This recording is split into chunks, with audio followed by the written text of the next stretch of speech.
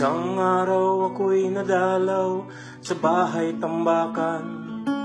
15 mag-anak ang do'y nagsiksikan, nagtitiis sa munting barong-barong na sira-sira, habang dun sa isang mansyon halos walang nakatira.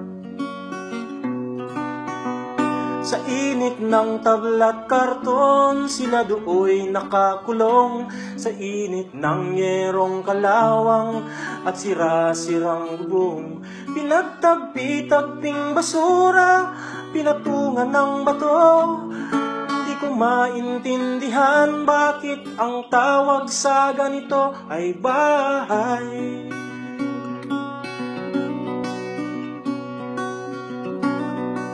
Sinulat kong nakita ng aking mga mata, at ang kanilang kalagayan ay ginawan ko ng kanta. Iginuhit at isinalarawan ng naramdaman, at sinangguni ko sa mga taong marami ang alam. Isang bantog na senador ang unang nilapitan ko, at dalubhasang propesor ng malaking kolehiyo. At ang pinagpala sa mundo ang dyaryo at ang pulpito.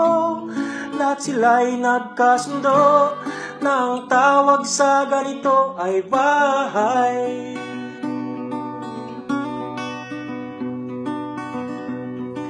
Maghapot magdamag sila't kakayod-kakahig, madakay tutukang nakaupo lang sa sahig. Sa papag na gutay-gutay ay pipiliting ihimlay, di hamak na mainam pa ang pahingaan ng mayayamang patay.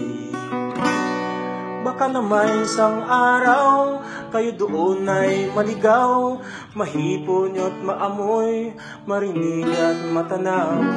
Hindi ako nangungutya, kayo na rin ang magpasya.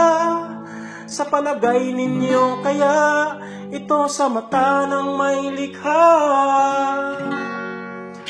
ay bahay.